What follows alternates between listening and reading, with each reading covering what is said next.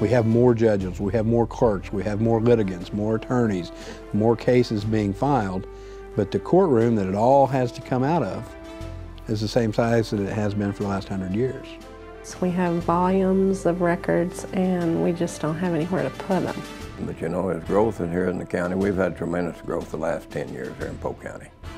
And we just need more room where we're at. They need to go to jail, but they can't because the jail's full. So we just have to release them. That's all we can do. We vote in the basement at times, like we did the last election, and you run prisoners through the general population and you take them up to the 3rd floor. That's a risky business anymore. This area here is basically where I'm sitting as a jail administrator's desk, that this also doubles as a food storage area, which makes it a little rough for somebody to do their job as an administrator. I think the thing people notice most is when the filing cabinets start ending up out in the halls. But we're just running out of space. If you go into the offices that are here, they're cramped. You got people working in areas that probably were closets before. By moving this out, it's going to give the county the ability to expand the county functions they need at the courthouse now.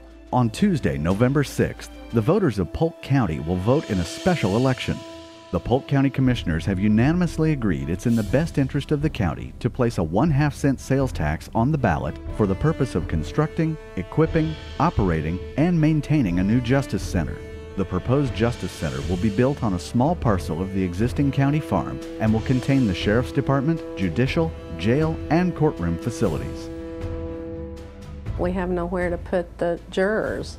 And we usually call in about 60 people for a panel of jury to select the 12 or 14 from. They have to be in the hallway. We have nowhere to put witnesses. They have to be in the hallway. We have nowhere to put the defendant. So, you know, it causes a problem. So on the morning of a jury trial, I've seen it where the criminal defendant's sitting right out in the hallway with 65 potential jurors. And actually communicate with those people. When our population in this county goes over 30,000, we will have another associate judge. And I challenge you to find office space for that other judge. We are using a courtroom that was perfect for the needs in 1912, but now we have 7 judges and 5 prosecutors in the circuit and a dozen or 2 dozen other attorneys trying to get their cases heard in one courtroom. The courtrooms upstairs are full. The ladies that work upstairs, you know, their desks are pretty well packed together. In our local offices here, we've got desks stacked on desks, file cabinets out in the hall. If you go in the existing facility now, you're going to find boxes and stuff everywhere. It becomes a real fire trap. It's a hazard. Just trying to find stuff becomes an issue. The stairs are very steep and we usually have our maintenance person take them up. He has this silly little laundry basket and he has a pulley and he puts the file boxes in it and then he takes them up to the attic.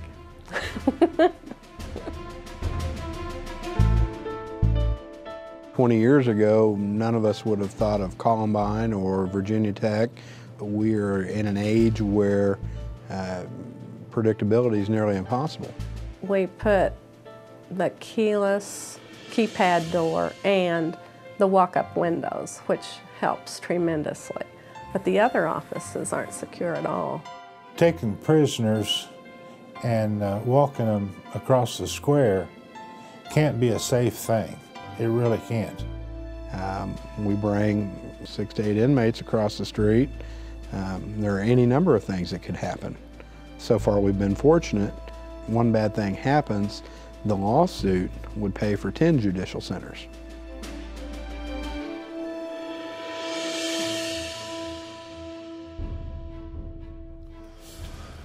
This is one of the original parts of the jail, and you can see from the cells the type of accommodations that these individuals have at this point. This is currently, we're housing several people, and it is currently full as it stays, and you can see that it's pretty small space for the number of adult males that would be in here.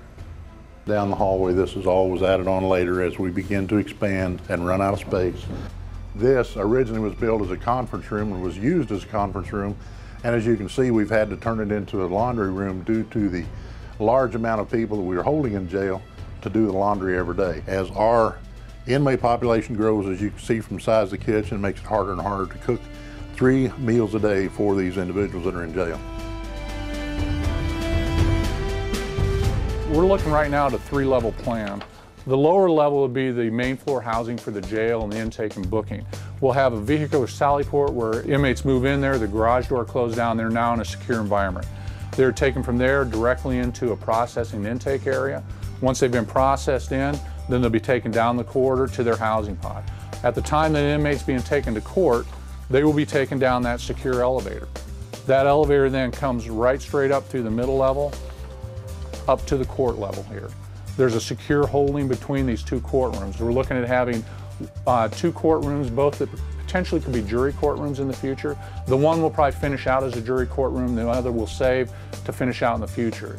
Judges will be moving through quarters back here, the public will be moving out front in the public area here. They never cross traffic with the inmate.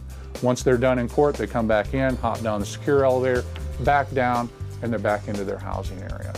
At this level, the public can come up under maybe a canopy area. They can enter into the courts at this point, or they can enter in to see the sheriff at this point. The blue area up here is going to be the sheriff's administration area if they need to see somebody there. Visitation will be located off of that at some point. Into the court area here, there'll be court support functions down below. We got prosecuting attorney, there'll be space for a hearing room, jury assembly room. The orange area here is indicating the 911 EOC. Very important to be integrated in the whole facility. That area will be something that'll be storm-proof construction, if you will. It's an efficient plan, it's compact, but we think that it works really well and gives us a lot of potential for meeting the needs, I'm going to say 10, 15 years or more out in the future for the county. With the creation of a new Justice Center, the existing courthouse will continue to serve the county through the offices of the County Commission, Recorder of Deeds, Assessor, and other non-judicial functions. The special election takes place November 6th, and the voters of Polk County will decide on the issue of a 1/2 cent countywide sales tax for the purpose of constructing, equipping, operating, and maintaining a new Justice Center. I'm very excited about the possibilities. I know it's a very needed thing, and I'm just very excited about it. If there's anything comes up after we get into this project, call us and get a hold of us. I want them to understand what they're voting on, and everybody be comfortable with it. The commission's office and all the other elected office holders will still be here in the building. It'll just be able to spread out and give everybody some more room. But from the jail cell to the court system, they will never mix in the general population. It'll just be secure. And I think that'll be a plus.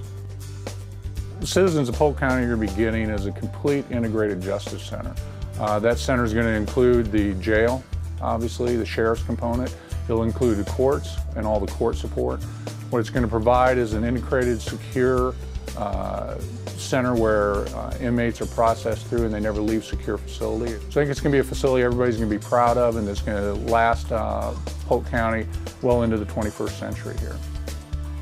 If you have questions about this ballot issue, please contact the Polk County Commission office at 326-2922.